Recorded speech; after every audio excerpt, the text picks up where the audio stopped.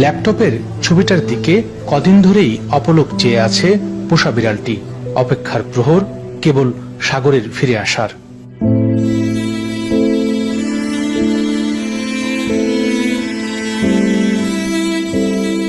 শুধু এই অবলা প্রাণীটিই নয়, শোকে বিহ্বল বাবা মা।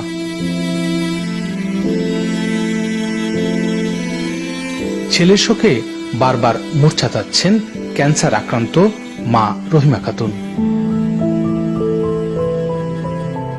গেল 19 জুলাই সন্ধ্যায় ময়মনসিংহ নগরীর মিন্টু কলেজ এলাকায় আন্দোলনকারীদের সঙ্গে আওয়ামী লীগের সমর্থক ও পুলিশের সংঘর্ষ হয়।